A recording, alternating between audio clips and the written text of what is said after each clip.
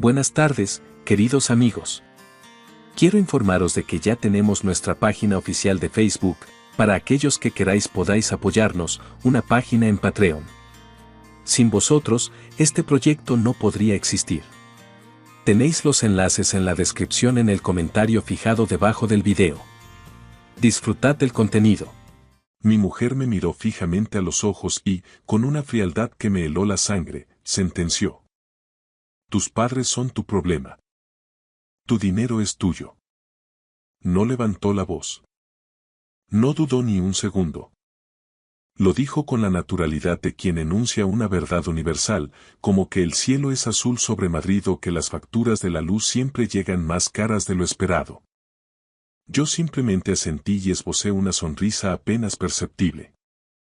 Salí al garaje, me encerré en mi coche y, envuelto en el silencio del habitáculo, corté de raíz los 3.000 que salían de mi cuenta cada mes. 30 días después, toda su familia estaba sumida en el pánico más absoluto. Y por primera vez en años, yo no moví un dedo para apagar el incendio. Todo ocurrió un martes por la noche, una de esas noches anodinas que solo cobran sentido cuando las rebobinas en tu cabeza y comprendes que fue en ese preciso instante cuando todo saltó por los aires. Las luces LED de la cocina parecían brillar con una intensidad quirúrgica. Inés acababa de cruzar el umbral tras visitar a su madre. Aún no se había quitado el abrigo de paño ni soltado el bolso del hombro, como si su estancia en nuestra propia casa fuera algo provisional. Yo estaba apoyado en la encimera de granito, con la mirada fija en el móvil, tratando de validar una transferencia antes de que terminara el horario operativo del banco. Lo envío esta noche, comenté de pasada, sin apartar los ojos de la pantalla.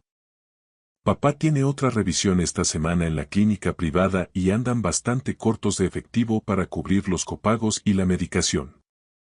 Ella dejó las llaves sobre la mesa con un golpe seco, más fuerte de lo necesario. ¿Cuánto esta vez?, preguntó con voz cortante. Lo de siempre, respondí tratando de mantener la calma. 3.000. Se hizo un silencio espeso, una pausa tan afilada que casi pude sentir el tajo antes de que pronunciara palabra. Alcé la vista. Inés me observaba con esa rigidez facial que solo adoptaba cuando su veredicto era ya inamovible.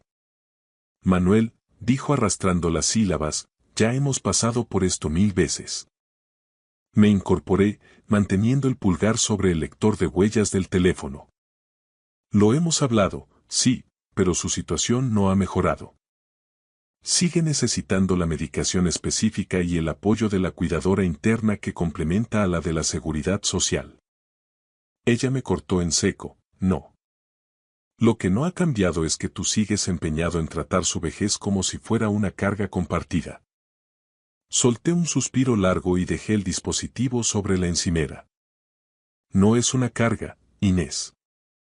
Es gratitud. Es ayudar. Mis padres jamás han pedido un céntimo más de lo estrictamente necesario para sobrevivir con dignidad. Y mi familia tampoco, saltó ella de inmediato, con los ojos encendidos. Esa era la gran mentira que flotaba entre nosotros, y ambos lo sabíamos de sobra. Sin embargo, decidí que todavía no era el momento de desenterrar los recibos. Me apoyé en el mueble de la cocina, midiendo cada palabra como si fuera un paso en un campo de minas. Llevo enviando ese dinero más de un año, Inés. Es lo que permite que mamá no se hunda intentando cuidar a papá ella sola. Ella se cruzó de brazos, apretando el abrigo contra su cuerpo como si se protegiera de una corriente de aire invisible. ¿Y nuestros planes? ¿Y el ahorro para la reforma o las vacaciones en condiciones?, insistió. Nuestras cuentas están saneadas, le recordé. Sabes de sobra que no nos falta de nada. Ese no es el fondo del asunto. ¿Entonces cuál es? Por un instante se quedó callada. Me sostuvo la mirada y vi en sus ojos algo que me produjo más escalofríos que cualquier grito. Una determinación gélida. Entonces, soltó la bomba. Tus padres son tu problema. Tu dinero es tuyo. Las palabras flotaron en el aire de la cocina, planas y definitivas. No hubo drama, ni portazos, lo que de algún modo las hacía letales. No exploté. No intenté razonar ni rogar que retirara lo dicho. Solo me quedé allí, dejando que el significado de su nueva regla calara hasta mis huesos. Porque en cuanto esa frase se asentó, todas las piezas del rompecabezas de nuestro matrimonio empezaron a encajar con una claridad dolorosa. Recordé los 450 mensuales que yo pagaba por el seguro y el mantenimiento del coche de su hermano Diego porque el pobre está en el paro. Recordé las llamadas de su madre, Lucía, a horas intempestivas porque le habían pasado un recibo del IBI o de la luz que no podía afrontar.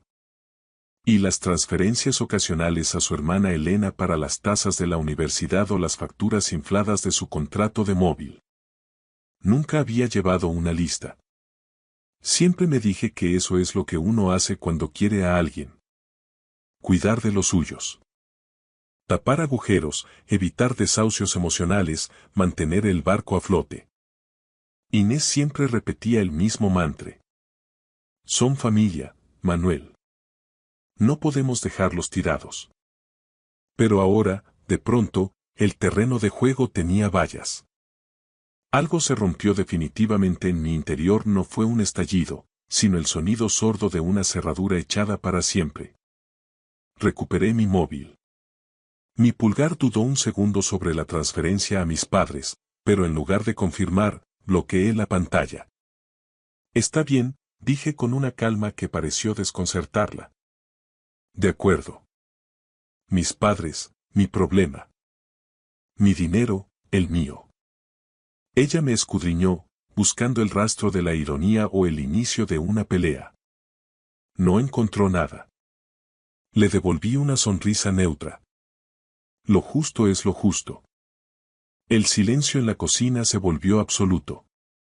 Finalmente, ella exhaló un suspiro de alivio, se dio la vuelta y empezó a quitarse el abrigo, convencida de que acababa de ganar una batalla histórica.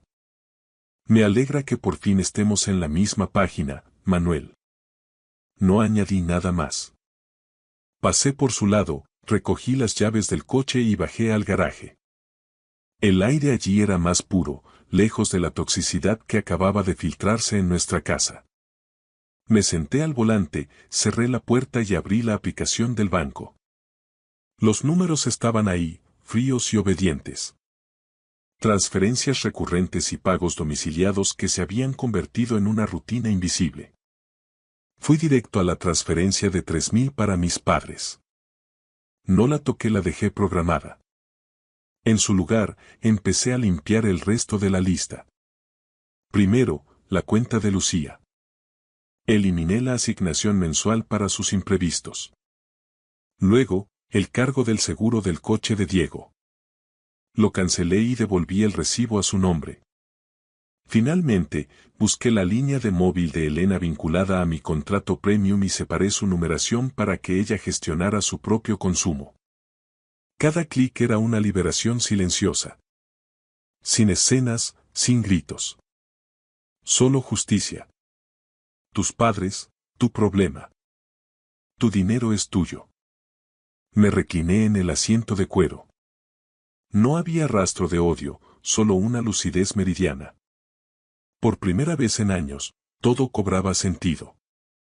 No estaba castigando a nadie, simplemente estaba devolviendo a cada uno la responsabilidad de sus propias vidas. A la mañana siguiente no hubo un estallido dramático ni escenas de película. Me levanté antes de que el sol bañara los tejados de las afueras de Madrid y me fui a trabajar temprano, como de costumbre, con el café humeante en una mano y las llaves en la otra.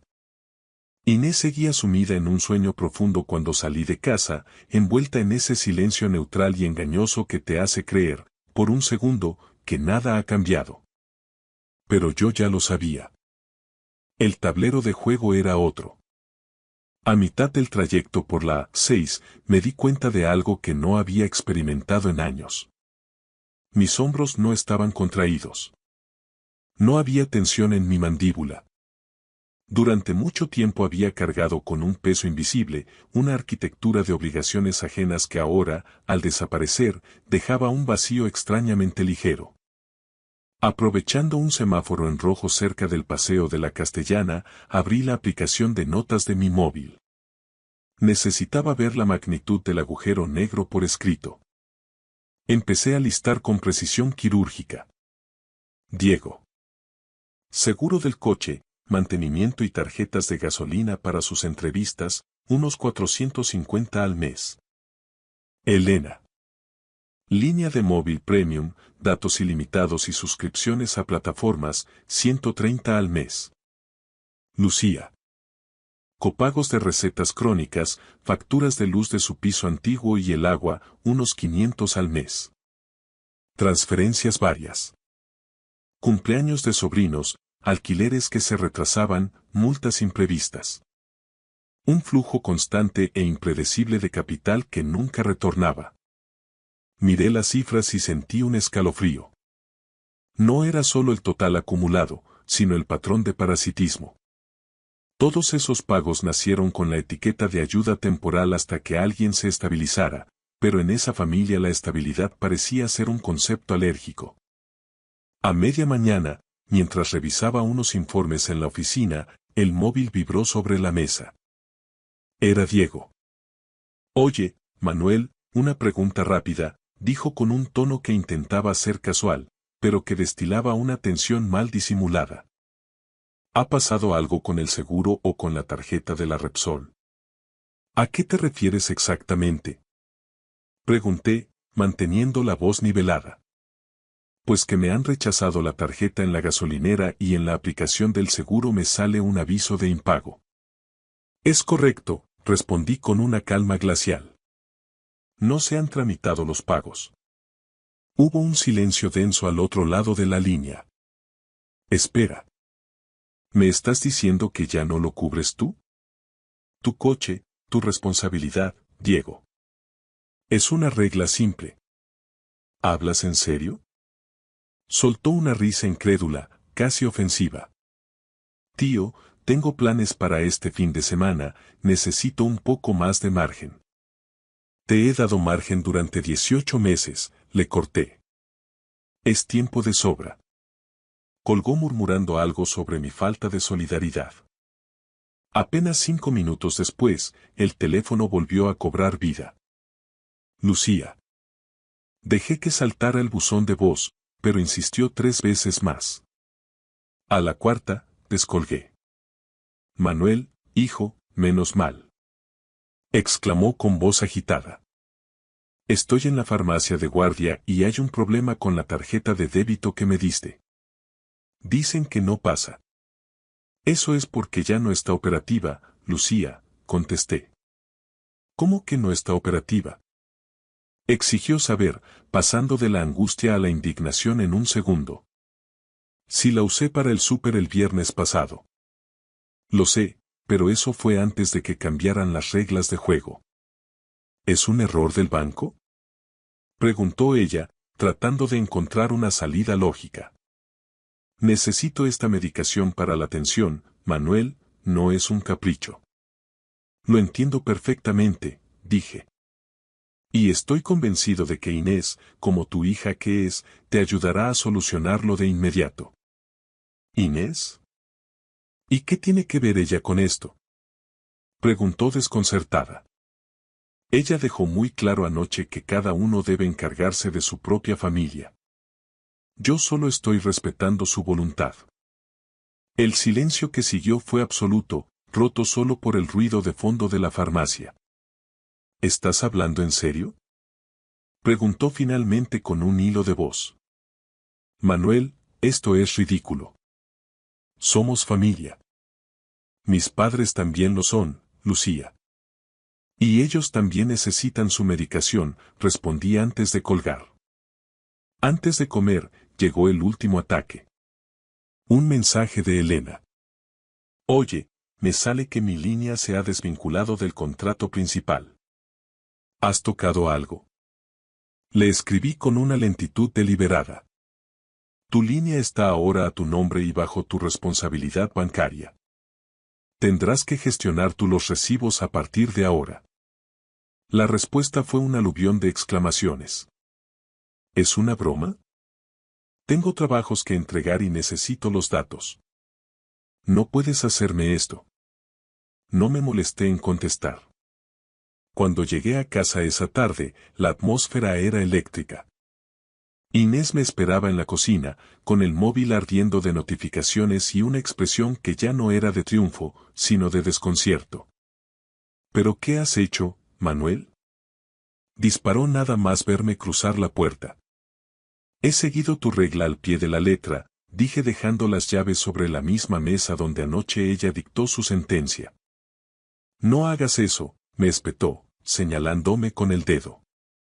No retuerzas mis palabras para vengarte. No hay venganza, solo coherencia, repliqué. Fuiste tú quien dijo. Tus padres son tu responsabilidad, tu dinero es tuyo. He aplicado esa lógica a todo lo que no me corresponde. Pero así no funciona un matrimonio. Somos un equipo. Exclamó ella, con la voz quebrada por la frustración. Entonces quizá deberíamos sentarnos y redefinir qué entendemos por equipo, dije con una frialdad que me sorprendió a mí mismo. Ella negó con la cabeza, intentando resetear la situación como si fuera un mal sueño. Mira, lo solucionaremos. No hace falta volverse loco ni cortar el grifo a todo el mundo por un comentario desafortunado en un momento de tensión. No se trata de un comentario, Inés, dije mientras caminaba hacia el pasillo sin mirar atrás. Se trata de la verdad que ese comentario dejó al descubierto. Y esa verdad no se puede ignorar. Pasaron 2 semanas y la atmósfera en nuestra casa de las afueras de Madrid se volvió densa, casi irrespirable. El silencio que antes compartíamos como un refugio tras la jornada laboral se había transformado en una guerra fría de trincheras invisibles. Las llamadas de su familia eran ahora un goteo incesante, un ruido de fondo que Inés ya no podía ignorar ni delegar. Ahora era ella quien debía dar la cara ante las urgencias de los suyos. Una tarde de jueves, mientras yo preparaba una cena ligera, Inés irrumpió en la cocina con el rostro desencajado y los ojos inyectados en sangre. Blandía su teléfono móvil, donde lucía abierta la aplicación de nuestra cuenta bancaria compartida. Manuel, acabo de revisar los movimientos de la cuenta común, disparó sin preámbulos. Faltan casi 3.000 euros del saldo habitual. ¿Dónde está ese dinero? En mi cuenta personal, respondí con una calma glacial, sin dejar de picar los tomates para la ensalada, tal como acordamos. Mi dinero es mío, ¿recuerdas? Ella se quedó boquiabierta, teniendo que apoyarse en la mesa de roble para no perder el equilibrio. Pero ese excedente es para la hipoteca, el seguro de la casa y los gastos fijos del mes. He hecho los cálculos con exactitud, Inés, repliqué, dejando el cuchillo a un lado.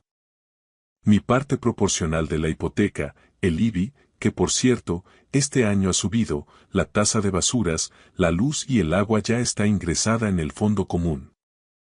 Lo que he retirado es el sobrante que tú solías desviar sistemáticamente para cubrir las emergencias de tu madre y tus hermanos. Como ahora cada uno es responsable de su propio árbol genealógico, he decidido que ese dinero vaya íntegramente a un fondo destinado a la operación de cadera de mi padre en la clínica privada. No puedes tomar una decisión unilateral así sin consultarme. Gritó, perdiendo los estribos. Tú no me consultaste cuando decidiste cambiar unilateralmente las reglas del juego aquella noche, le recordé con voz firme. Simplemente dictaste una sentencia. Yo, como buen compañero, solo estoy aplicando tus leyes con rigor absoluto. Inés se derrumbó en una de las sillas, ocultando el rostro entre las manos. Mi madre no puede afrontar el alquiler de este mes en su piso, Manuel. Diego se ha quedado sin el seguro del coche y no tiene cómo desplazarse a las entrevistas de trabajo en el polígono. Elena se ha quedado sin datos en el móvil y ha perdido el plazo de entrega de un proyecto crucial en la facultad. Están desesperados. Es realmente curioso, dije, cruzándome de brazos. Durante más de un año, yo cubrí todo ese estilo de vida sin emitir una sola queja, mientras tú me reprochabas cada euro invertido en la salud de mis padres. Ahora que te toca a ti priorizar tus propios ingresos para sostener a tu familia, parece que el sistema que tú misma propusiste no funciona tan bien, ¿verdad? Es que mi sueldo no es equiparable al tuyo. Exclamó con amargura. Esto no es justo. La justicia es una cuestión de perspectiva, Inés. Tú exigías independencia financiera total para evitar cargas. Pues aquí la tienes. Independencia real. Esa noche, el dormitorio principal permaneció vacío. La oí sollozar en el sofá del salón, probablemente en una llamada interminable con Lucía, intentando justificar ante su madre por qué las transferencias automáticas que daban por sentadas se habían evaporado. Sentí una punzada de tristeza por el tiempo perdido, pero ni un gramo de culpa. Había pasado demasiado tiempo siendo el colchón financiero de una familia que me veía como un cajero automático y no como un miembro de pleno derecho. 30 días después de que comenzara este experimento de honestidad brutal, recibí una notificación de un despacho de abogados en mi correo electrónico. Inés solicitaba la separación legal. No sentí sorpresa, solo una extraña sensación de cierre. Comprendí que lo que ella había amado durante estos años no era a Manuel Rodríguez, el hombre, sino la red de seguridad y el estatus que Manuel proporcionaba a todo su clan. Al retirar los pilares financieros, el edificio de nuestra relación, que yo creía sólido, se desmoronó como un castillo de naipes en medio de un vendaval. El día que se llevó sus últimas maletas, nos encontramos por última vez en el pasillo de nuestra casa. Lo has destruido todo por una cuestión de dinero, me soltó con un desprecio absoluto antes de salir. Te equivocas, respondí, mirándola a los ojos por última vez. Lo he salvado todo por respeto a mí mismo. Pasaron los meses y, como sucede tras una tormenta necesaria, el polvo finalmente se asentó sobre las ruinas de lo que fue nuestro hogar. El proceso de divorcio se tramitó sin grandes batallas legales ni el dramatismo que los abogados suelen esperar. En el fondo, no quedaba nada por lo que luchar que no fuera dinero, y el dinero estaba ahora donde siempre debió estar. Protegiendo a quienes lo necesitaban de verdad, sin intermediarios ni chantajes emocionales. Mis padres están notablemente mejor. Con los 3.000 mensuales que recuperé del agujero negro en el que se había convertido mi familia política, pude costear una plaza en una clínica de rehabilitación privada de primer nivel en las afueras de Madrid.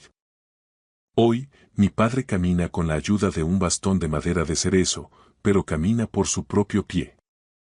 Mi madre ha recuperado el brillo en la mirada, ya no arrastra ese agotamiento perpetuo que parecía haberle envejecido el alma. Ahora cuenta con una cuidadora profesional que la asiste 8 horas al día, pagada íntegramente por mi cuenta, permitiéndole volver a ser esposa y no solo enfermera. De la familia de Inés solo me llegaban ecos lejanos, como crónicas de una guerra en un país remoto que ya no visito. Diego, ante la imposibilidad de afrontar el seguro, las revisiones de la ITV y el precio de la gasolina, tuvo que vender su coche. Me contaron que ahora atraviesa Madrid en metro cada mañana para ir a un trabajo administrativo, como cualquier otro ciudadano. Su madre, Lucía, dejó el piso de 3 dormitorios que yo ayudaba a mantener y se mudó a un apartamento más pequeño y funcional en un barrio más humilde del sur de la capital. Elena, por su parte, desapareció de mi historial de llamadas según supe por conocidos comunes. Empezó a trabajar los fines de semana en una cafetería cerca de la Plaza Mayor para costearse sus propios gastos universitarios.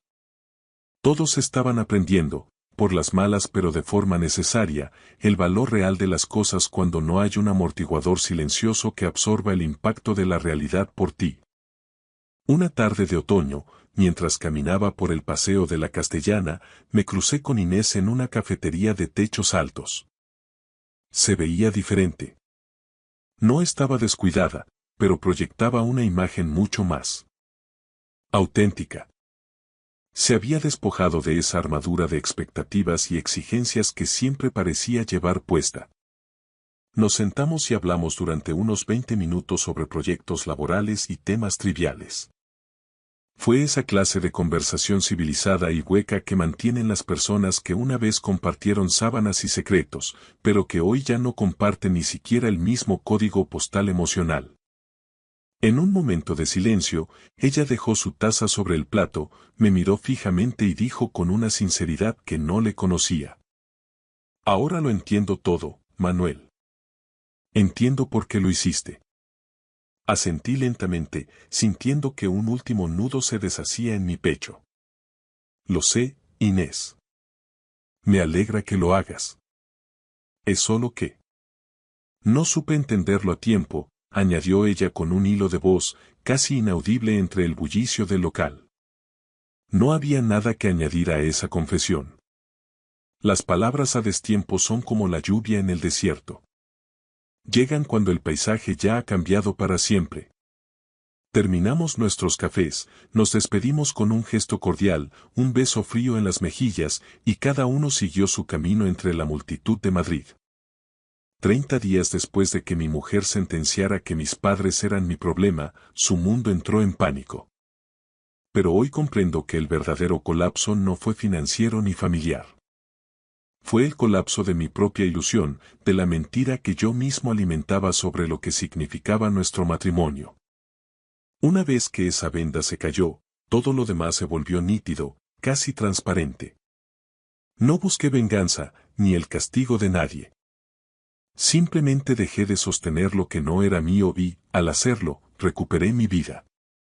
Si alguna vez te has encontrado cuidando más de lo que te corresponde, ya sea financiera, emocional o silenciosamente, me gustaría que te preguntaras qué habrías hecho tú en mi lugar.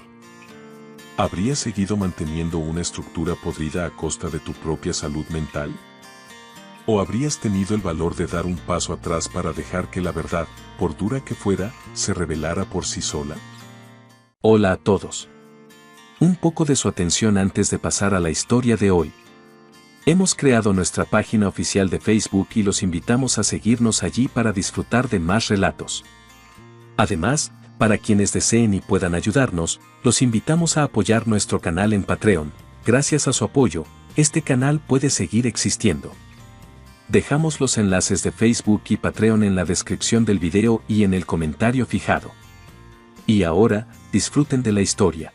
Vi a mi esposa arrastrar un saco de basura industrial hacia el agua a las 3:11 de la madrugada y no hice nada para detenerla. Debería haber gritado.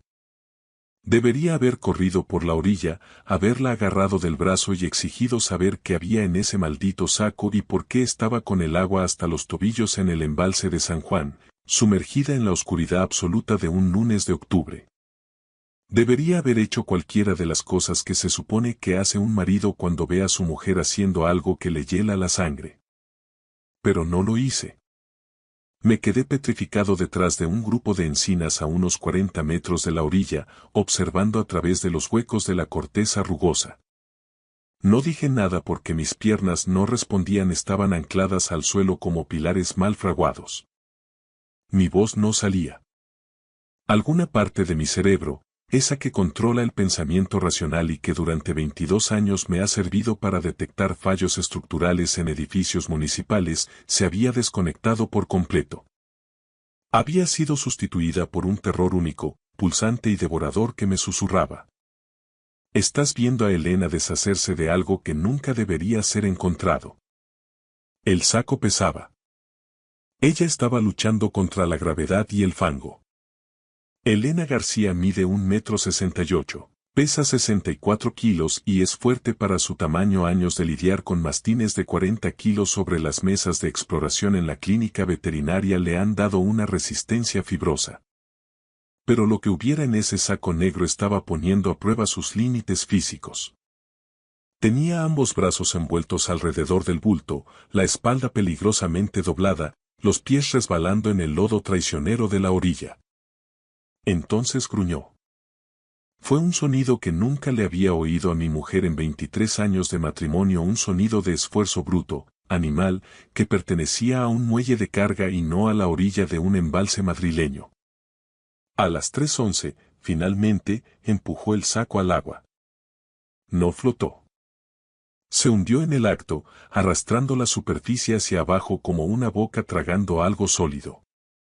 Elena se quedó allí un momento, respirando con dificultad, con los brazos colgando a los lados y la mirada fija en el punto donde el saco se había sumergido. Luego, con una calma que me resultó más aterradora que el esfuerzo anterior, se dio la vuelta, caminó de regreso a su coche, se subió y arrancó. Yo seguí oculto tras las encinas. Mis manos temblaban tanto que, cuando saqué el móvil, se me cayó entre las hojas secas 2 veces antes de que pudiera sostenerlo con la firmeza suficiente para marcar. El frío de la sierra madrileña empezaba a calarme los huesos, o quizá era otra cosa. 112. ¿Cuál es su emergencia? Mi nombre es Antonio García, dije, y mi propia voz me sonó extraña, como si viniera de otra habitación. Estoy en el embalse de San Juan, por la carretera M501, en la zona de San Martín de Valdeiglesias. Cerca del embarcadero. Acabo de ver a alguien tirar un bulto sospechoso al agua. ¿Puede describir lo que vio exactamente, señor? Preguntó la operadora con esa calma profesional que solo acentúa el pánico del que escucha. Una persona. Arrastraba un saco negro de gran tamaño. Muy pesado. Lo empujó al agua y se hundió de inmediato. ¿Puede describir a esa persona? ¿Sigue en el lugar? Cerré los ojos y los volví a abrir. Las palabras salieron con la pesadez de los escombros cayendo en un pozo profundo. Se acaba de ir en un coche. La persona. La persona era mi mujer. Pero para entender cómo llegué a ese borde de fango y oscuridad, necesito volver atrás. Necesito regresar a las 2:47 de la mañana, 24 minutos antes de que el saco golpeara el agua, cuando me desperté en mi cama en nuestra casa de Pozuelo de Alarcón. Busqué a mi esposa a ciegas, con la inercia del sueño, y lo único que encontré fue el tacto áspero de unas sábanas que ya estaban frías. Tengo el sueño ligero, lo he tenido toda mi vida. Mi padre era igual. Decía que era porque los hombres de la familia García estamos diseñados para notar las cosas, para percibir la vibración de una viga que cede antes de que se rompa. Supongo que eso explica por qué yo acabé siendo aparejador municipal e inspector de obras y él terminó siendo bombero. Mi abuelo, antes que él, fue vigilante nocturno en una fábrica de las afueras, de esas que ya no existen. Somos hombres que se desvelan cuando algo va mal, incluso cuando no sabemos qué es exactamente. Es un instinto atávico, una alerta en la base del cráneo. Aquella noche, la cama estaba vacía. El lado de Elena estaba frío, lo que significaba que se había marchado hacía al menos 15 o 20 minutos. El baño estaba en penumbra, el pasillo, un túnel de sombras. Pero desde el ventanal del dormitorio principal, pude ver el reflejo mecánico de la puerta del garaje cerrándose. Miré hacia afuera, conteniendo el aliento.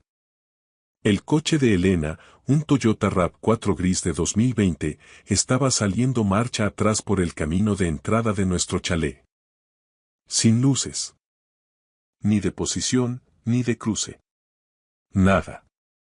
Una silueta metálica deslizándose en el vacío a las 2:47 de la mañana. La gente apaga las luces cuando no quiere ser vista. Eso no es una conjetura, ni un brote de paranoia. Es un hecho que he verificado en 22 años realizando inspecciones técnicas de edificios. He visto todos los trucos y engaños que la gente practica cuando quiere ocultar una irregularidad. Habitaciones tabicadas de la noche a la mañana, sótanos sellados con hormigón fresco, reformas ilegales camufladas tras muros falsos. La gente que no tiene nada que esconder no levanta dobles tabiques. Y la gente que no tiene nada que ocultar no conduce a ciegas por una urbanización de Pozuelo a las 3 de la madrugada. Me puse unos vaqueros sobre el pijama, agarré una chaqueta de lana y las llaves de mi coche. Las seguí. Pozuelo de Alarcón es un lugar donde las apariencias son la moneda de cambio, donde el estatus importa más que el saldo bancario y donde un hombre que ha vivido aquí 23 años, He inspeccionado la mitad de los cimientos del municipio, puede recorrer estas calles con los ojos cerrados. Supe exactamente a dónde se dirigía Elena en el momento en que tomó la salida hacia la M501, la carretera de los pantanos. Solo hay un destino lógico por esa ruta a esas horas. El embalse de San Juan. Es un lugar de contrastes popular para bañarse y tomar el sol en agosto, pero un paraje desolado, oscuro y cortante en octubre. Es la clase de sitio que resulta idílico a mediodía y una pesadilla de cine negro a medianoche. Mantuve la distancia, también con mis luces apagadas, guiándome por el brillo de la luna sobre el asfalto y por pura memoria muscular.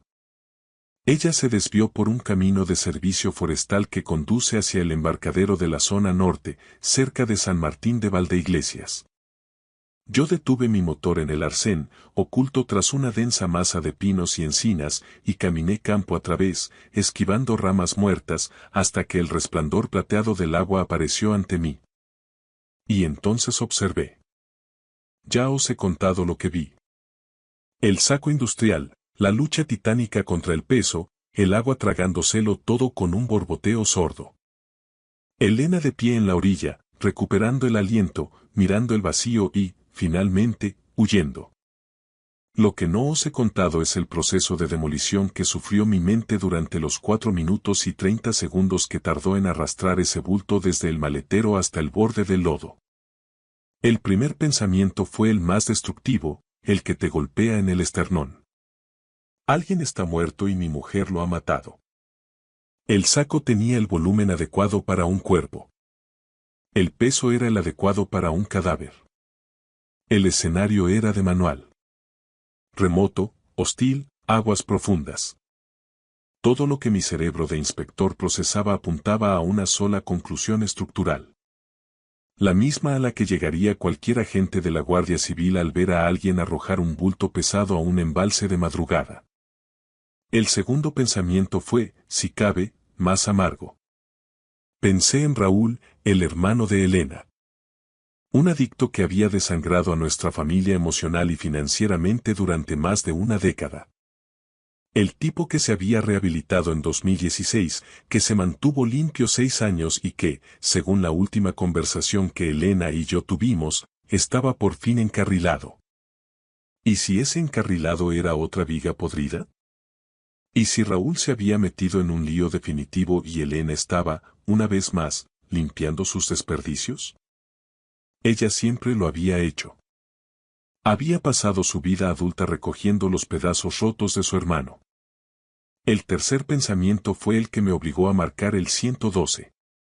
Fue una cuestión de integridad técnica.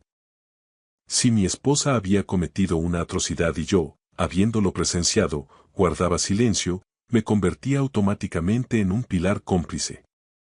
Si lo que sea que hubiera en ese saco, sea lo que sea que Elena hubiera hecho, la verdad tenía que ser desenterrada. No por falta de amor, sino porque el silencio me convertiría en el tipo de persona que he pasado toda mi carrera denunciando. El tipo que construye muros falsos para tapar la ruina. Yo no construyo muros falsos. Mi trabajo es derribarlos para ver qué hay detrás. Es lo único que sé hacer. La Guardia Civil llegó a las 4:03 de la mañana. 2 patrullas de seguridad ciudadana, con los rotativos azules parpadeando rítmicamente, proyectando sombras alargadas que rebotaban entre el agua y los troncos de los pinos. El sargento Olmos fue el primero en bajar del vehículo. Tendría unos 38 años, complexión de atleta y esa calma eficiente, casi burocrática, de un hombre que ha respondido a suficientes llamadas nocturnas como para saber que la mayoría no son nada y algunas, por desgracia, lo son todo. Señor García, dijo, ajustándose el cinturón de servicio. Soy yo. Ha llamado al 112 informando de que alguien ha arrojado un bulto al embalse. Sí, así es. Y en la llamada ha identificado a esa persona como su esposa. Sí. Me sostuvo la mirada un segundo más de lo necesario. Pude ver la evaluación técnica en curso tras sus ojos. ¿Es creíble este tipo? ¿Es una vendetta por una disputa doméstica? ¿Es un marido despechado intentando incriminar a su mujer en un delirio nocturno? Entendí perfectamente su recelo.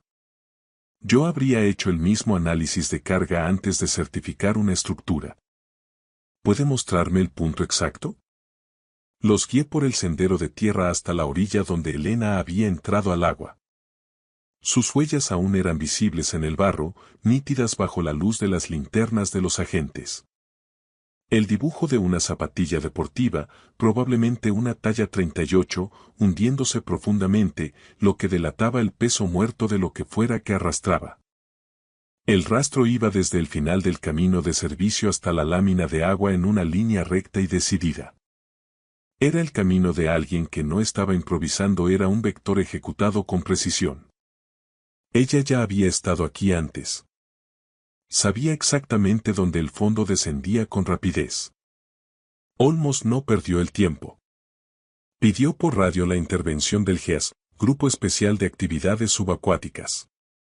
Sabía que los buceadores tardarían en llegar desde su base, así que se volvió hacia mí, bloqueando el viento con su cuerpo. Señor García, necesito que me aclare algunos puntos mientras esperamos a los especialistas. Lo entiendo, sargento. Pregunte. ¿Cuándo vio a su esposa por última vez antes de este incidente? A las 10:30 de la noche. Cenamos algo ligero y vimos el telediario juntos, como siempre. Ella se retiró a la habitación sobre las 11, dijo que estaba cansada. Yo me quedé en el salón leyendo unos expedientes de obra hasta la medianoche. Cuando me acosté, ella parecía dormir. ¿Algún comportamiento inusual recientemente? ¿Algo que se saliera de la norma, por pequeño que fuera? Cerré los ojos un instante.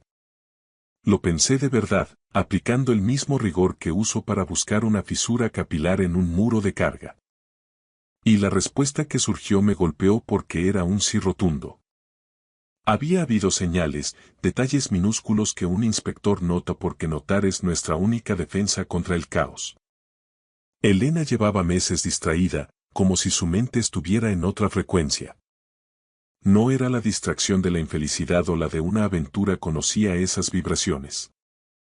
Las había visto en decenas de parejas durante mis años visitando viviendas para tasaciones, donde la tensión entre los propietarios es tan tangible como la humedad en una pared mal aislada.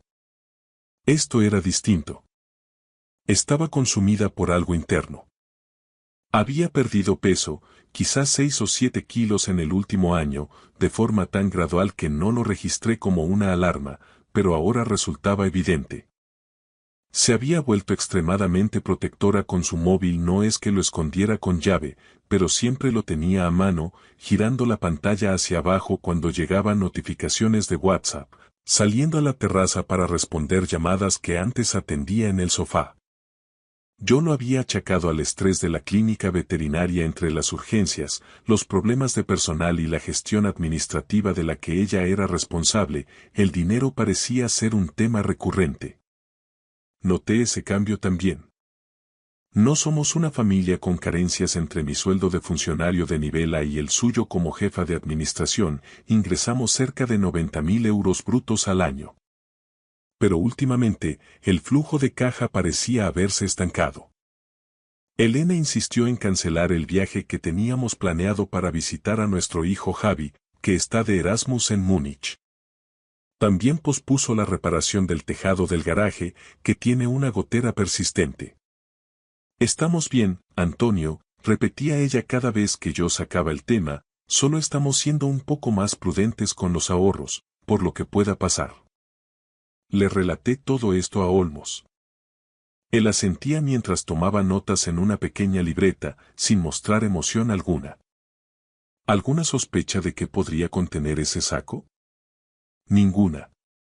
¿Alguna razón lógica para que su esposa estuviera en San Martín de Valdeiglesias a las 3 de la mañana? No se me ocurre ninguna que sea legal. Señor García. ¿Ha mostrado su esposa alguna vez tendencias violentas o comportamientos erráticos similares? Mi mujer es la persona más estable que conozco, dije, y mi voz se quebró ligeramente. Es la jefa de administración de una clínica. Se desvive por los animales, organiza colectas para los refugios de la zona. Lleva tuppers con comida a los vecinos que están en el paro o enfermos. Es el pilar de nuestra casa. Pero la gente normal no suele deshacerse de bultos en los embalses a estas horas.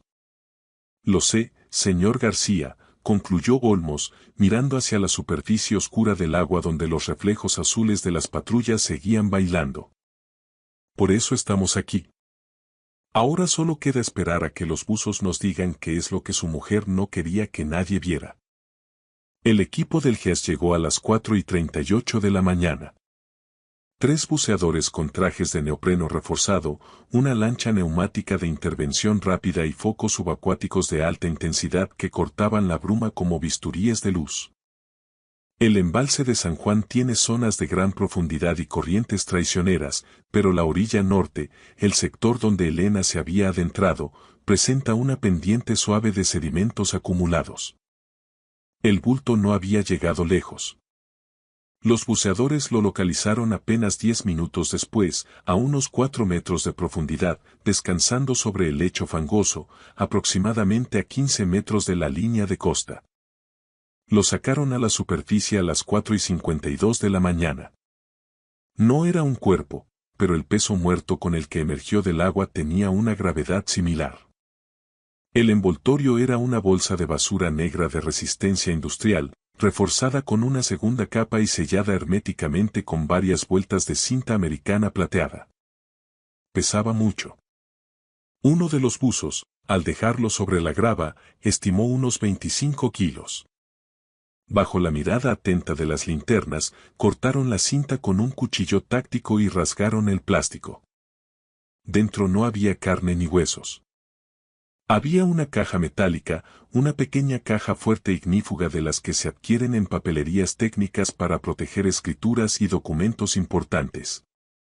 Alrededor de ella, rellenando cada hueco sobrante del saco, habían introducido piedras del propio embalse, lisas, planas y pesadas, añadidas con el único propósito de garantizar que el Brito jamás volviera a flotar. El sargento Olmos observó la caja, me miró a mí con una mezcla de desconcierto y sospecha, y volvió a clavar la vista en el metal mojado. Esto no es lo que esperaba encontrar, señor García, admitió, rascándose la barbilla. Yo tampoco, sargento. Se lo aseguro. Forzaron la cerradura con una palanca de acero del equipo de dotación del coche patrulla. Al abrirse, el olor a humedad y tinta mojada nos golpeó. El sello de la caja no estaba diseñado para la inmersión prolongada y el agua del pantano se había filtrado. Sin embargo, el contenido era perfectamente identificable, y para mí, resultó más demoledor que cualquier otra cosa. Extractos bancarios, cientos de ellos. Había documentos de nuestra cuenta de ahorros conjunta, pero también de una cuenta personal a nombre de Elena cuya existencia yo desconocía por completo. Había registros de un fondo de pensiones que yo no había auditado en más de un año, confiando ciegamente en su gestión. Y luego estaban los contratos de préstamos. Encontré un crédito personal de 30.000 euros a nombre de mi mujer, solicitado en marzo de 2023 a una entidad de crédito rápido, de esas que anuncian intereses usureros y de la que jamás había oído hablar. Recibos de retiradas de efectivo en cajeros automáticos. Docenas de ellos. 2.000 euros un martes. 3.500 un viernes. 5.000. 4.200. 6.000. A lo largo de 18 meses, las cifras sumaban una cantidad que mi mente, habituada al cálculo de presupuestos de obra, se negaba a tabular, pero el fajo de papeles era grueso como un ladrillo. En el fondo de la caja aparecieron 2 teléfonos de usar y tirar, dispositivos prepago de gama baja, de esos que se compran por 30 euros en un locutorio y se descartan tras una llamada. Y, finalmente, un cuaderno de notas. Una pequeña libreta de espiral, de las que Elena usaba habitualmente para anotar la lista de la compra o las citas de la clínica veterinaria, pero esta estaba llena de su caligrafía cuidadosa, casi obsesiva. Fechas, cantidades exactas y un nombre que se repetía en cada margen, un nombre que no reconocí en absoluto. Hugo Falcón. El sargento Olmos comenzó a hojear la libreta por encima del hombro del buceador que la sostenía. Vi cómo su expresión mutaba en cuestión de segundos. La calma profesional del guardia civil se disolvió. Sus ojos se abrieron desmesuradamente y la mandíbula se le tensó de tal forma que creí escuchar el crujido del hueso. Dio un paso atrás, intercambió una mirada cargada de urgencia con su compañero y susurró dos palabras que me helaron la sangre. Madre mía. No era el madre mía de quien encuentra un cadáver descompuesto. No era una exclamación de horror puro. Era el tono de un agente de la ley que acaba de tropezar accidentalmente con la pieza que faltaba en un rompecabezas que llevaba años intentando resolver. Llama a la teniente Fuentes de la Policía Judicial, le ordenó Olmos al otro guardia con una autoridad cortante. Ahora mismo. Dile que hemos localizado registros directos vinculados a Hugo Falcón. Que traiga a la unidad de delitos económicos. Me quedé allí, plantado en la orilla del embalse a las 5 de la mañana. De un lunes de octubre, viendo cómo un sargento de la Guardia Civil realizaba una llamada de máxima prioridad sobre un nombre que yo no había escuchado en mi vida. Sostenía en mis manos los extractos bancarios que probaban que mi mujer, el pilar de mi existencia, había estado desangrando nuestras finanzas familiares durante 1 año y medio. No entendía nada. No había cadáver, no había sangre, no había la escena del crimen que mi imaginación había proyectado.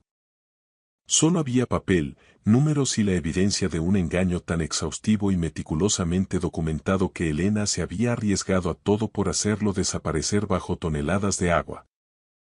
En ese momento, la pregunta que sustituyó a todas las demás en mi cabeza no fue qué había hecho, sino por qué. ¿Para quién era ese dinero?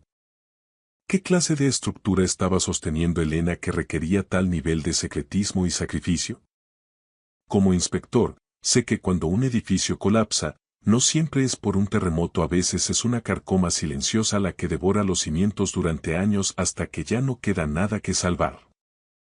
Y Elena me había ocultado la carcoma. Fueron a buscar a Elena a nuestra casa a las 5:30 de la mañana.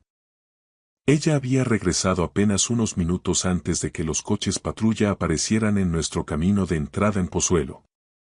Lo sé porque el sargento Olmos me confesó más tarde que la encontraron en la cama, fingiendo un sueño profundo, pero con un detalle que la delataba por completo. Todavía llevaba puestas las zapatillas deportivas manchadas de barro del embalse. Ni siquiera se había descalzado. Se había metido bajo el edredón vestida, se había subido la manta hasta la barbilla y había cerrado los ojos con fuerza, como si el simulacro de sueño pudiera demoler la realidad de lo que acababa de hacer. La trasladaron a la comandancia de la Guardia Civil. Nos interrogaron en salas separadas, siguiendo el protocolo de aislamiento. Me pasé 2 horas sentado en una habitación de paredes desnudas, bebiendo un café infame de máquina y repasando cada posibilidad que mi mente era capaz de proyectar. ¿Una aventura extramatrimonial? Los móviles prepago sugerían una comunicación clandestina, pero los extractos bancarios hablaban de capital, no de romance. ¿Juego? Imposible. Elena era una mujer que presupuestaba la compra semanal hasta el último céntimo, no jugaba ni a la lotería de Navidad. ¿Chantaje? Alguien tenía algo contra ella y estaba pagando un precio exorbitante por el silencio. Invariablemente, mis pensamientos regresaban a Raúl, el hermano de Elena. El adicto. El hombre que había drenado más energía emocional en la última década que cualquier otra persona en nuestras vidas. Raúl tenía 43 años y había sido un electricista brillante antes de que los opioides lo devoraran. Una lesión laboral en 2013, una caída desde una escalera en una obra de Las Rosas que yo mismo pude haber inspeccionado, terminó en una receta de fentanilo. Lo que siguió fue la espiral clásica. Dependencia, trabajos perdidos, años tirados a la basura. Elena había luchado por él como una leona. Centros de desintoxicación en 2014, recaída en 2015, otra clínica privada, otra recaída. Es el ciclo que las familias de los adictos conocen como una letanía que no pueden dejar de rezar, aunque sepan que no hay Dios al otro lado. Y entonces, en 2016, algo pareció encajar. Raúl se limpió. Consiguió un empleo, un piso modesto, empezó a reconstruir su dignidad. En aquel entonces, Elena me pidió prestados 15.000 euros de nuestro fondo común para ayudarle con la fianza y las herramientas. Acepté a regañadientes, por ella. Cuando Raúl falló en el primer pago, lo confronté con la frialdad de quien certifica una ruina técnica. Le dije que no iba a seguir alimentando su autodestrucción. Le juré a Elena que ni un solo euro más de nuestro patrimonio iría a parar a manos de su hermano. Ella asintió, con la mirada baja. O eso quise creer yo. Raúl estuvo limpio 6 años. Tiempo suficiente para que yo bajara la guardia. Tiempo suficiente para dejar de preguntar a Elena por él, porque la respuesta era siempre un lacónico «está bien, Antonio». Tiempo suficiente para que yo olvidara la verdad fundamental sobre la adicción. Limpio no significa curado. Significa en espera. A las 7:15 de la mañana, entró en la sala la teniente Ana Fuentes, de la Policía Judicial. Era una mujer de unos 45 años, menuda pero de una intensidad eléctrica, con la energía enfocada de quien ha pasado años armando un sumario y acaba de recibir la pieza maestra a las 5 de la mañana. Se sentó frente a mí y abrió una carpeta de cuero. Señor García, necesito que sea completamente sincero conmigo. Llevo 2 horas siendo brutalmente sincero conmigo mismo, teniente. Tendrá lo mismo de mi parte. Lo que voy a decirle es difícil. Pero quiero que sepa algo. No hay cadáver. No hay un asesinato. No es el tipo de crimen que usted imagina. ¿Entonces qué es? Pregunté, sintiendo cómo se me secaba la garganta. Su esposa ha estado realizando pagos a un individuo llamado Hugo Falcón durante 18 meses.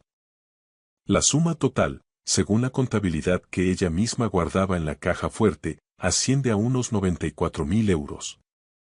La cifra me golpeó con la violencia de un camión de gran tonelaje saltándose un semáforo. ¿94.000 euros? Nosotros no manejábamos ese excedente.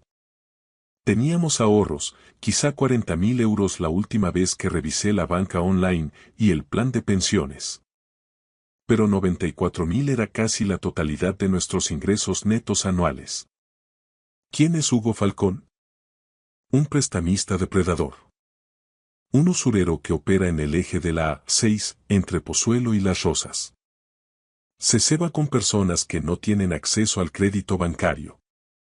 Adictos, ludópatas, gente desesperada.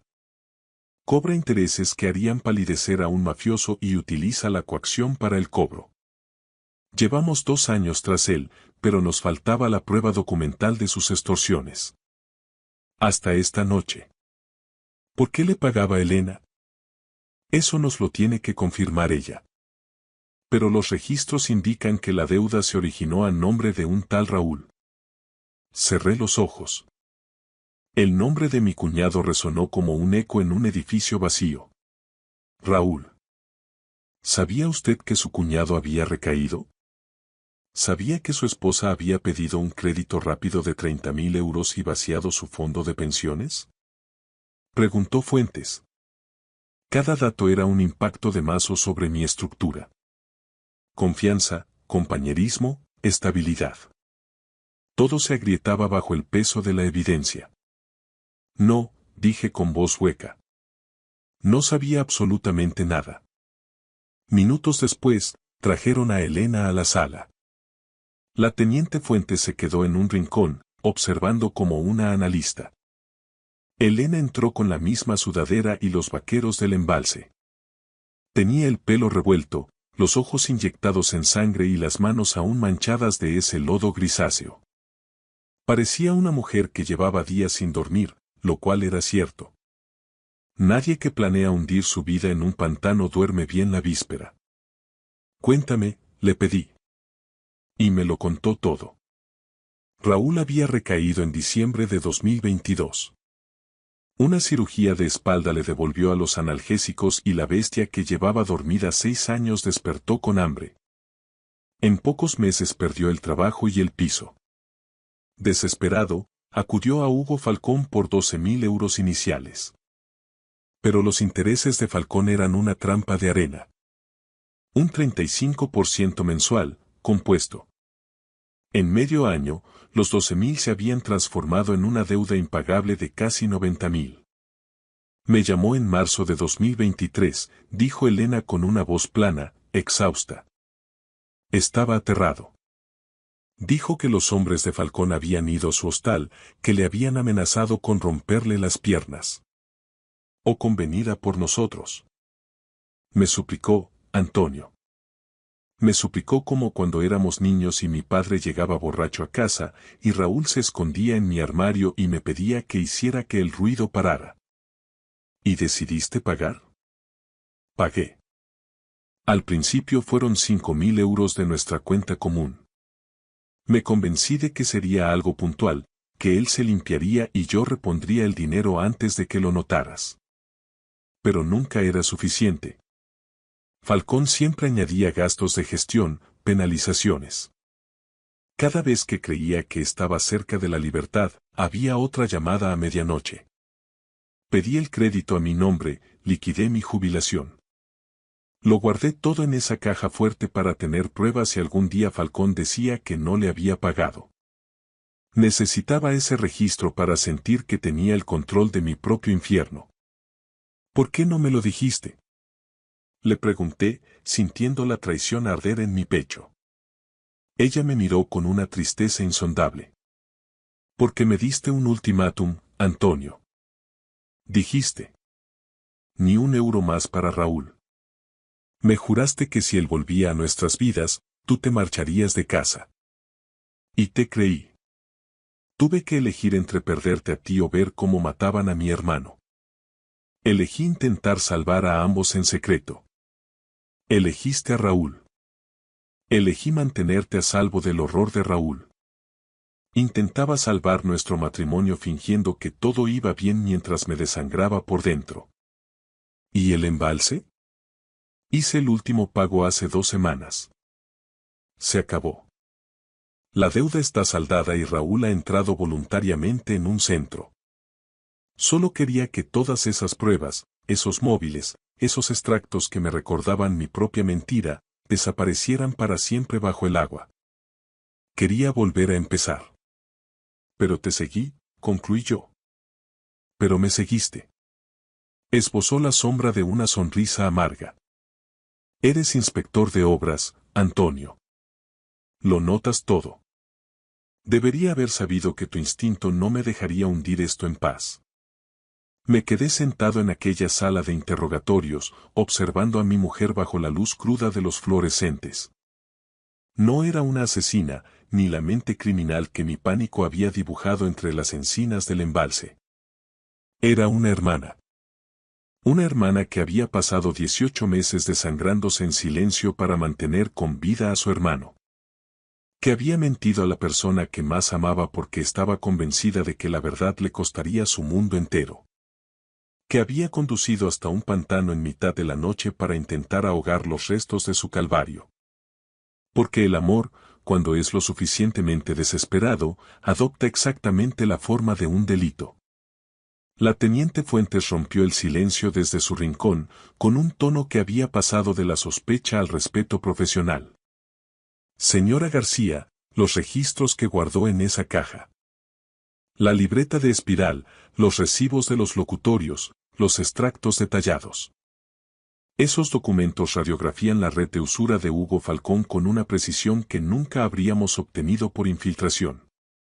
Su meticulosidad, casi obsesiva, es la llave maestra para desmantelar una estructura que ha victimizado a docenas de familias en todo el eje de la carretera de La Coruña. Elena la miró con los ojos vacíos, sin rastro de orgullo. No intentaba armar un caso judicial, teniente. Solo intentaba sobrevivir al día siguiente. Lo entiendo perfectamente. Pero el resultado legal es el mismo. Necesitamos que coopere formalmente con la Unidad de Delincuencia Económica y Fiscal, UDEF. A cambio, la Fiscalía ofrecerá inmunidad total frente a cualquier cargo derivado de las transacciones o la ocultación de capitales. ¿Cargos? Elena frunció el ceño. Pagué las deudas de mi hermano con nuestro dinero. No he robado a nadie. Intentó destruir pruebas materiales arrojándolas a un espacio protegido, lo que técnicamente es una obstrucción a la justicia. Pero dada la relevancia de lo recuperado, ningún fiscal en su sano juicio querrá seguir adelante con eso. Señora García, sus papeles van a salvar a mucha gente. Gente como su hermano, explotada por un depredador que se alimenta de la desesperación ajena. Elena se volvió hacia mí, buscando un ancla. Antonio. Coopera, dije, y mi voz sonó más firme de lo que me sentía. Cuéntales hasta el último céntimo. Es la única forma de que este muro termine de caer. Y lo hizo. Durante las siguientes 3 semanas, Elena se convirtió en la testigo estrella de la teniente Fuentes. Pasó mañanas enteras mapeando el organigrama de Hugo Falcón. Su libreta era un tesoro forense. Nombres, fechas, importes exactos y coordenadas que vinculaban al usurero con otras 14 víctimas en Pozuelo, Majadahonda y Las Rosas. Los teléfonos prepago que ella había guardado, en lugar de destruirlos, proporcionaron el rastro de llamadas y mensajes que la Guardia Civil nunca había podido rastrear. Hugo Falcón fue detenido el 5 de noviembre de 2024, en su chalet de una urbanización de lujo en la finca. Se le imputaron delitos de usura, extorsión, blanqueo de capitales y 14 cargos de explotación financiera. En menos de una semana, 7 de sus víctimas perdieron el miedo y se presentaron como acusación particular. Elena compareció ante el juez de instrucción en diciembre. Estuvo magnífica. Serena, técnica, precisa. Las mismas habilidades organizativas que la habían convertido en la gestora impecable de la clínica veterinaria la transformaron en la contable más peligrosa que un criminal como Falcón hubiera podido encontrar. El fiscal jefe describió sus notas como la documentación más exhaustiva sobre préstamos depredadores que ha visto nunca esta audiencia. Cada euro estaba trazado, cada amenaza, fechada. Raúl entró en el centro de desintoxicación el 20 de octubre, apenas 6 días después de la noche del embalse. Lo llevé yo mismo, con Elena en el asiento de atrás, a una clínica especializada en la Sierra de Guadarrama. Ella pasó la primera hora de trayecto llorando en silencio, la segunda sumida en un sueño letárgico y la tercera mirando el paisaje de pinos por la ventanilla. Yo no abrí la boca. No había nada que mi voz pudiera aportar que el peso del silencio no estuviera comunicando ya. En el vestíbulo del centro, Raúl nos esperaba.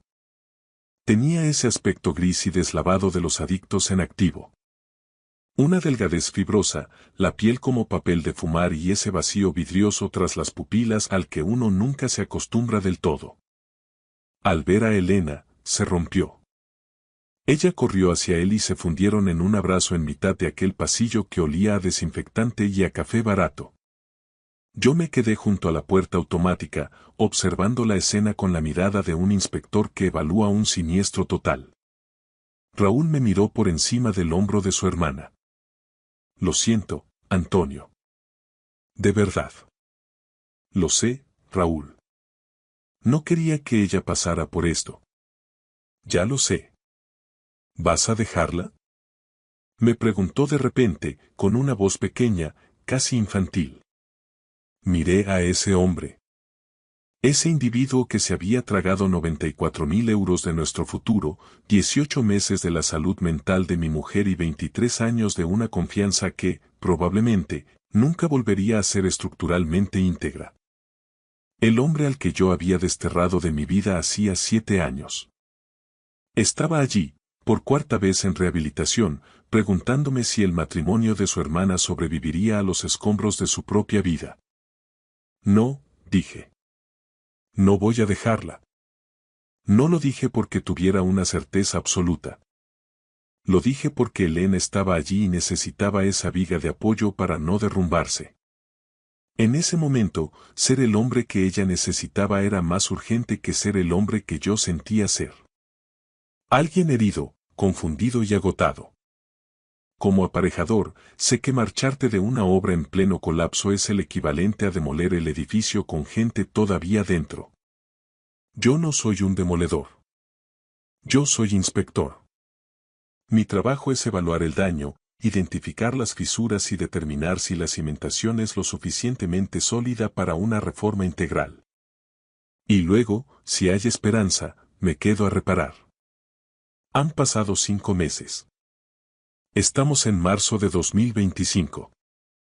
La primavera en Madrid todavía no es primavera, es un epílogo del invierno que finge un deshielo, con un cielo color cemento viejo y un frío seco que se cuela en las articulaciones. Elena y yo seguimos juntos. Acudimos a terapia de pareja todos los jueves a las 6 de la tarde, en la consulta de una psicóloga en la Avenida de Europa. Elena se sienta en un extremo del sofá de lino, yo me siento en el otro. El espacio entre ambos se mide en apenas unos palmos, pero a veces parecen kilómetros de páramo. Pasamos 50 minutos a la semana intentando acortar esa distancia. Algunas sesiones son esperanzadoras. Hablamos de lo que pasó, diseccionamos el porqué y el cómo, y avanzamos. En esos momentos, los kilómetros parecen encogerse. Otras semanas, en cambio, nos limitamos a sentarnos en un silencio denso. No es el silencio cómodo que construyen 23 años de matrimonio, sino ese silencio cauteloso que surge cuando dos personas temen que la palabra equivocada agriete una estructura que todavía se está fraguando. El agujero financiero es un hecho empírico. 94.000 euros evaporados. Los ahorros de media vida, el plan de pensiones herido de muerte y un crédito de 30.000 euros que todavía arrastramos. Pagamos 540 euros al mes, una cuota que nos recordará el engaño durante mucho tiempo. En noviembre, nos sentamos a la mesa de la cocina y analizamos los números con la misma frialdad con la que yo inspecciono un edificio tras un siniestro. ¿Qué está dañado? ¿Qué es recuperable? ¿Qué partes de nuestra vida necesitan una demolición y un reemplazo total? Podemos reconstruirlo, Antonio, dijo Elena aquella noche. Sé que podemos. Tardaremos años, pero lo haremos. Lo sé, respondí, aunque mi voz sonó más hueca de lo que pretendía. ¿Estás enfadado? Lo medité. Le debía honestidad absoluta. Habíamos acordado que la verdad era el único cimiento sobre el que podíamos volver a edificar. Y no puedes levantar muros sobre una zapata de mentiras. Sí, admití. Estoy enfadado. Pero no es por el dinero se repone con horas de trabajo. Estoy furioso porque no me lo dijiste. Porque pasaste 18 meses cargando con ese peso tú sola, tomando decisiones que nos hipotecaban a ambos y ocultando pruebas en una caja fuerte que planeabas hundir en un pantano. Estoy enfadado porque analizaste nuestro matrimonio y dictaminaste que no era lo suficientemente sólido para resistir la verdad. Ella guardó silencio durante un tiempo que se me hizo eterno. ¿Y lo era? ¿Lo era qué? ¿Era nuestro matrimonio lo suficientemente fuerte?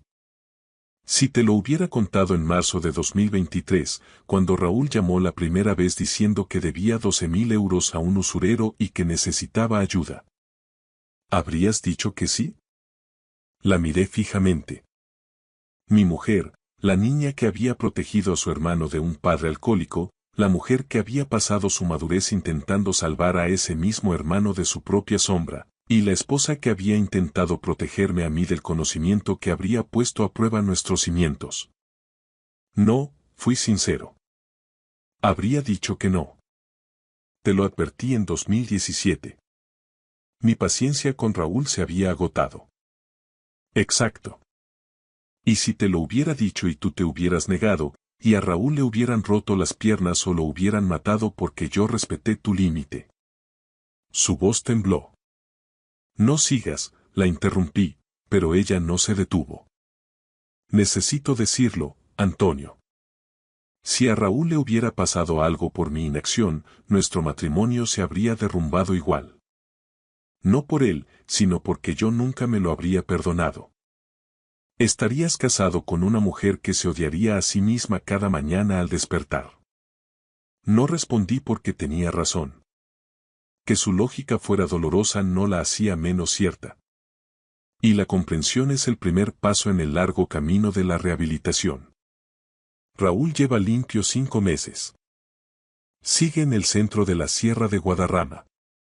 Llama a Elena todos los domingos. A mí me llama el primer día de cada mes. Son conversaciones breves, incómodas, el diálogo de dos hombres que intentan construir algo que nunca han tenido. Un reconocimiento de que estamos conectados por la misma mujer y por una tragedia a la que ambos sobrevivimos. El mes pasado fue tajante. Te voy a devolver cada euro, Antonio. Aunque sea lo último que haga. Raúl, estamos hablando de casi 100.000 euros. Lo sé. Y lo voy a devolver, aunque me lleve el resto de mi vida laboral. No discutí. No porque crea que lo hará, la experiencia técnica me dice que las probabilidades son bajas, sino porque él necesitaba proyectar ese propósito y yo necesitaba permitirle que lo hiciera. Nuestros hijos saben lo justo. Javi sabe que su madre ayudó a su tío con líos de dinero y que eso ha apretado el cinturón familiar. No conoce la cifra exacta. No sabe lo de la noche en el embalse de San Juan. No sabe que su padre estuvo en una comandancia de la Guardia Civil de madrugada temiendo que su madre fuera una criminal. Nuestra hija pequeña, Lucía, sabe menos, pero su intuición es más afilada. Tiene 18 años y esa capacidad de los García para observar lo que no se dice. Vino a verme hace unas semanas mientras yo lijaba una estantería de roble en el garaje. Es mi forma de terapia, el tipo de trabajo donde las manos ejecutan y la mente descansa del ruido. Papá. Dime, cariñito. ¿Vais a estar bien? Tú y mamá, quiero decir. Dejé de lijar. Miré a mi hija, con los rasgos de Elena y la tosudez de mi familia, allí plantada con su sudadera de la universidad. Hacía la pregunta que todo hijo de una estructura dañada acaba haciendo. Estamos trabajando en ello, contesté. ¿Eso es un sí? Es la respuesta más honesta que puedo darte. Trabajamos en ello cada día. Y el hecho de que ambos sigamos aquí, picando piedra, significa mucho. ¿Qué significa? Significa que el edificio no ha colapsado. Y mientras los pilares aguanten, se puede reformar. Me miró durante un largo rato, asimilando la metáfora. Luego se acercó, me dio un beso en la frente y entró en casa. No necesitó más explicaciones. Es una García, sabe que las cosas importantes no se prometen, se construyen pieza a pieza, con paciencia y manos firmes. Ahora estoy sentado en el porche. Es temprano. El sol de marzo es débil, apenas calienta el ambiente, pero su luz es constante. Elena está dentro preparando café. Oigo el gorgoteo de la cafetera, el sonido del agua filtrándose. Es un ruido que he escuchado 10.000 mañanas y en el que nunca reparé hasta que estuve a punto de perderlo. En unos minutos saldrá con 2 tazas. El mío solo, sin azúcar. Me ha traído el café a este mismo porche durante 23 años. Y el hecho de que todavía lo haga, de que salga en bata, me pase la taza y se siente a mi lado en silencio para ver amanecer. Ese hecho es la prueba pericial más sólida que he recogido en toda esta investigación. Más que los extractos, más que la caja fuerte, más que la intervención del GEAS en el embalse a las 5 de la mañana. El café, la silla contigua y la decisión de quedarse. Vi a mi mujer tirar un saco negro a un pantano a las 3 de la madrugada y temí lo peor. Pero lo peor no era cierto. La verdad era algo humano, un crimen de amor y lealtad mal gestionada. Una hermana desangrándose para mantener a flote a su hermano. Debería habérmelo dicho, ese es el pensamiento al que vuelvo cada noche. Debería habérmelo dicho, y yo debería haber sido el tipo de hombre en el que ella pudiera confiar para soltar esa carga. Quizá no lo era. Quizá la respuesta está en ese espacio intermedio que crean 2 décadas de convivencia, donde prefieres cargar con el peso a solas antes que ver cómo la verdad te muele lo que has tardado una vida en construir. No lo sé. Soy aparejador, no filósofo. Sé leer estructuras, sé localizar grietas y sé que un edificio no tiene por qué ser perfecto para que valga la pena salvarlo de la ruina. Este matrimonio no es perfecto. Probablemente nunca vuelva a serlo. Pero sigue en pie. Y mientras la estructura aguante, seguiré inspeccionando, seguiré reparando y seguiré haciendo el trabajo necesario para que las paredes estén rectas y el techo siga sobre nuestras cabezas. Eso es lo que hacemos en mi familia. Notamos las cosas. Las arreglamos. Y nunca abandonamos una obra que todavía tiene buenos cimientos.